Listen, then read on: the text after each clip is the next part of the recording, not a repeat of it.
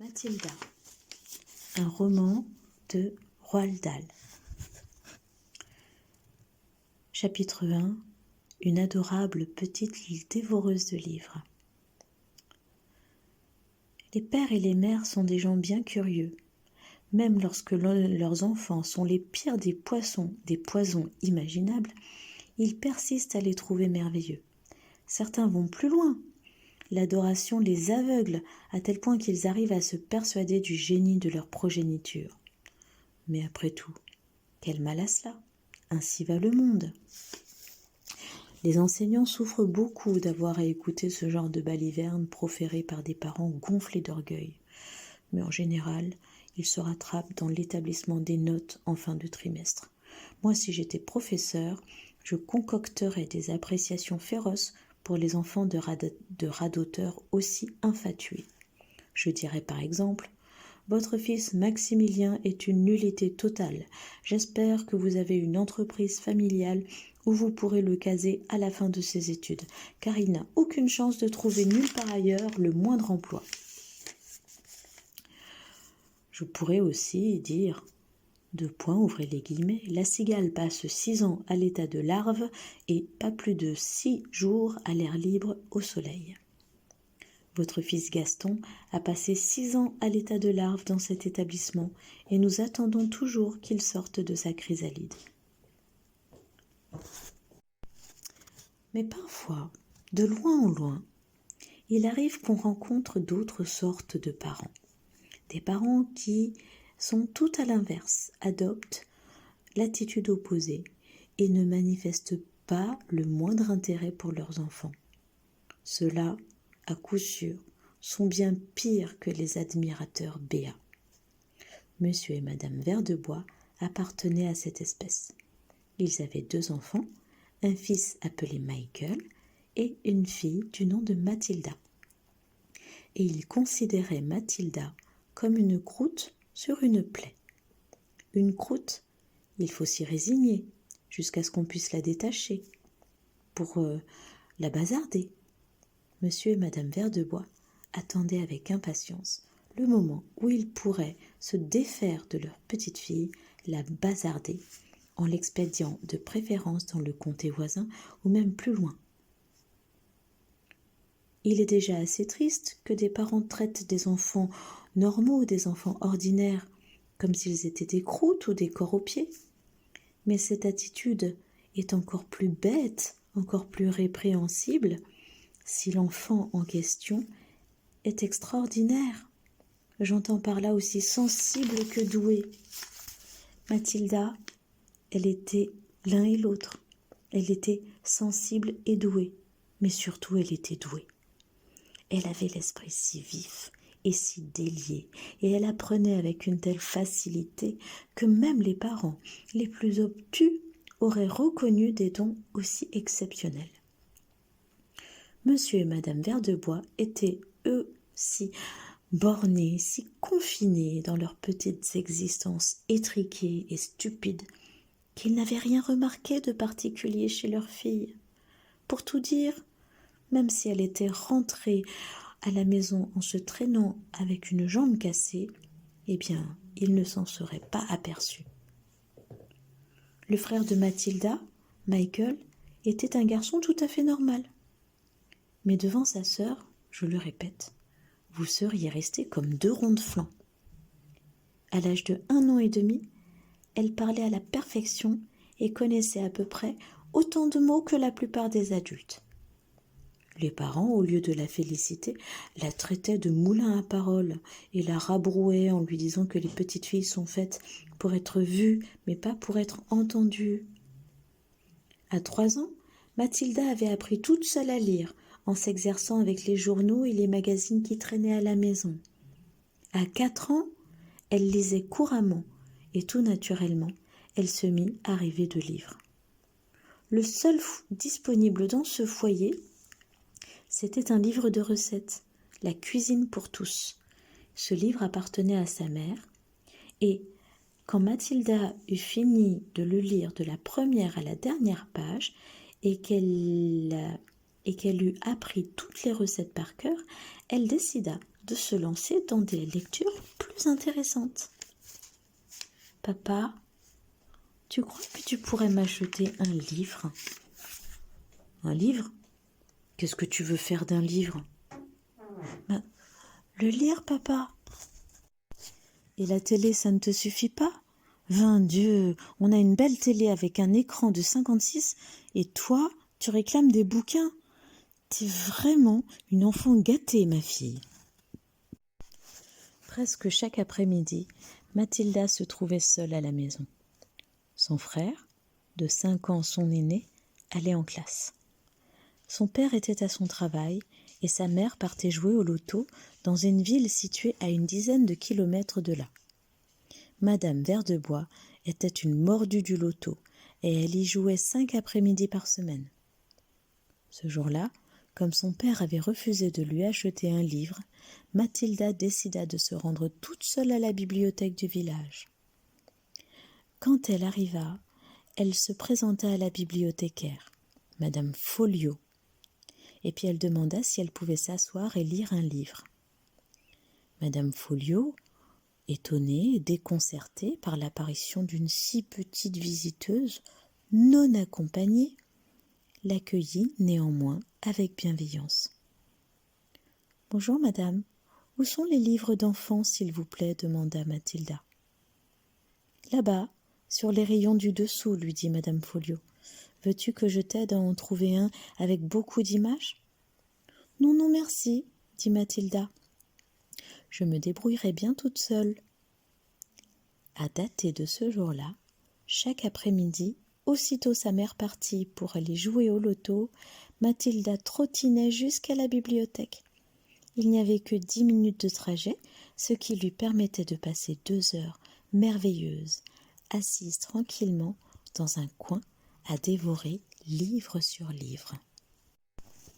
Lorsqu'elle eut lu tous les livres d'enfants disponibles, elle se mit à fureter dans la salle en quête d'autres ouvrages. Madame Folliot, qui l'avait observée avec fascination durant plusieurs semaines, se leva de son bureau et alla la rejoindre. « Je peux t'aider » demanda-t-elle. « Eh bien, je me demande ce que je pourrais lire maintenant, » dit Mathilda. « J'ai fini tous les livres d'enfants. »« Tu veux dire que tu as regardé toutes les images ?»« Oui, j'ai regardé toutes les images, mais j'ai aussi lu tout ce qui était écrit. » Madame Folliot considéra Mathilda de toute sa hauteur, et Mathilda, le nez en l'air, soutint son regard. « Bouh, j'en ai trouvé quelques-uns bien mauvais, » ajouta-t-elle, « mais d'autres étaient très jolis. Celui que j'ai préféré, c'est le jardin secret. Il est plein de mystères, le mystère de la pièce derrière la porte fermée et le mystère du jardin derrière le grand mur. » Madame Folliot était stupéfaite. « Dis-moi, Mathilda, quel âge as-tu » ?« J'ai 4 ans et 3 mois, » répondit Mathilda. La stupeur de madame Folliot était à son comble, mais elle ne le montra pas. « Eh bien, Mathilda, quel genre de livre aimerais-tu lire maintenant ?»« Eh bien, je voudrais un de ces livres vraiment bons que lisent les grandes personnes, un livre célèbre.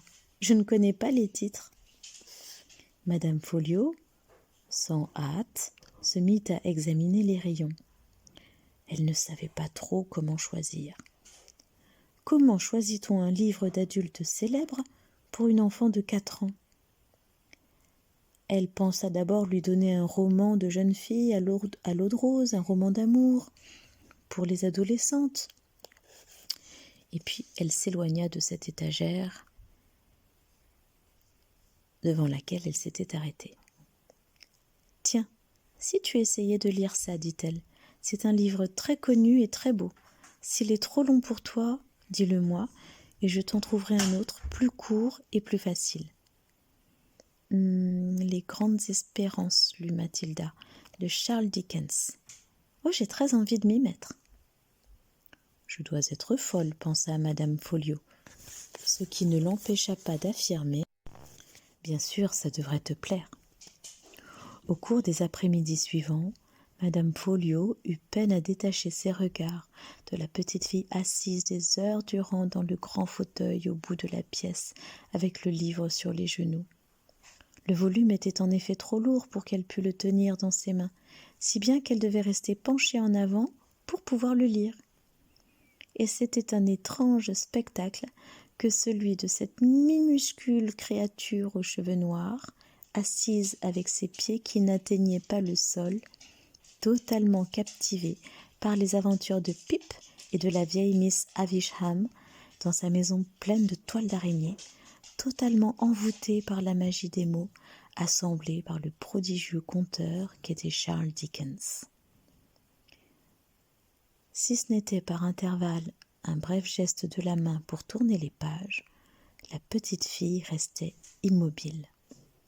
Et c'était toujours avec tristesse que Madame Folliot, l'heure venue, se levait pour annoncer à la jeune lectrice « Mathilda, il est 5h moins 10 ». Durant la première semaine des visites de Mathilda, Madame Folliot lui avait demandé « Dis Mathilda, ta maman t'accompagne ici tous les jours et vient te rechercher ?»« Non, madame. Ma mère va à Aylesbury tous les après-midi pour jouer au loto. Elle ne sait pas que je viens ici. »« Mais voyons, Mathilda, ce n'est pas bien. Tu devrais lui demander la permission. »« Oh non, il vaut mieux pas, » avait dit Mathilda. « Elle ne m'encourage pas du tout à lire. Pas plus que mon papa d'ailleurs. » « Mais qu'est-ce qu'il pense que tu fais dans une maison vide tous les après-midi ? » Que je traînaille et que je regarde la télé, je suppose. Ce que je peux faire ne les intéresse pas du tout, avait ajouté un peu tristement Mathilda. Madame Folliot s'inquiétait des risques que pouvait courir l'enfant en suivant la grande rue très animée du village et puis en la traversant, mais elle résolut de ne pas s'en mêler. Au bout de 8 jours, Mathilda avait fini Les Grandes Espérances, une édition qui ne comptait pas moins de 411 pages. Oh, « J'ai adoré ça, dit-elle à Madame Folliot. Monsieur Dickens, il a écrit d'autres livres ? » ?»« Ah oui, tout un tas, » dit Madame Folliot, éberluée. « Tu veux que je t'en choisisse un second ?» Au cours des 6 mois suivants, sous l'œil ému et attentif de Madame Folliot, Mathilda lut les livres suivants. Nicholas Nickleby de Charles Dickens, ou Nickleby. Oliver Twist, Charles Dickens. Jane Eyre de Charlotte Brontë. Orgueil et préjugés de Jane Austen. Tess d'Urberville de Thomas Hardy. Kim de Rudyard Kipling. L'homme invisible de H.G. Wells. Le vieil homme et la mer, le bruit et la fureur, les raisins de la colère, les bons compagnons, le rocher de Brighton et la ferme des animaux. C'était une liste impressionnante et Madame Folliot était maintenant au comble de l'émerveillement et de l'excitation. Mais sans doute fit-elle bien de ne pas donner libre cours à ses émotions. Tout autre témoin des prouesses littéraires d'une si petite fille se serait sans doute empressé d'en faire toute une histoire et de le raconter à tout le monde. Mais Madame Folliot n'était pas comme cela. Madame Folliot savait rester discrète et elle avait depuis longtemps découvert qu'il était rarement bon d'intervenir dans la vie des enfants des autres. Monsieur Hemingway dit des tas de choses que je ne comprends pas, lui dit Mathilda, surtout sur les hommes et les femmes. Mais j'ai beaucoup aimé son livre quand même. Avec sa façon de raconter les choses, j'ai l'impression d'être là sur place et de les voir arriver. Eh bien, Mathilda, vois-tu, un bon écrivain te fera toujours cet effet, dit Madame Folliot. Et ne t'inquiète donc pas de ce qui t'échappe. Lis tranquillement et laisse les mots te bercer comme une musique. D'accord, d'accord. Sais-tu, reprit Madame Folliot, que dans les bibliothèques publiques, comme celle-ci, il est possible d'emprunter des livres et de les emporter chez toi ? Mais non, je ne savais pas, dit Mathilda. Cela veut dire que je peux en emporter moi ? Bien sûr, dit Madame Folliot. Quand tu as choisi le livre que tu désires, tu me l'apportes que je puisse le noter dans le cahier et il est à toi pour 15 jours. Tu peux même en prendre plusieurs si tu en as envie. À dater de ce jour-là, Mathilda ne se rendit plus à la bibliothèque qu'une fois par semaine pour y prendre des nouveaux livres et rendre ce qu'elle avait lu. Sa petite chambre était devenue sa salle de lecture et elle y passait le plus clair de ses après-midi à lire avec, bien souvent, une tasse de chocolat chaud à côté d'elle. Elle n'était pas encore assez grande pour atteindre les choses dans la cuisine, mais elle tenait cachée dans la cour une caisse légère sur laquelle elle se juchait pour attraper les ingrédients dont elle avait besoin. La plupart du temps, elle préparait du chocolat, réchauffant le lait dans une casserole sur le fourneau avant d'y jeter le cacao. Il n'y avait rien de plus agréable que de boire un chocolat à petites gorgées en lisant. Les livres la transportaient dans des univers inconnus et lui faisaient rencontrer des personnages hors du commun qui menaient des vies exaltantes. Ainsi navigua-t-elle sur d'antiques voiliers avec Joseph Conrad, explora-t-elle l'Afrique avec Ernest Hemingway et l'Inde avec Rudyard Kipling. Ainsi, assise au pied de son lit, dans sa petite chambre d'un village anglais, Mathilda visita de long en large et de haut en bas le vaste monde. Mathilda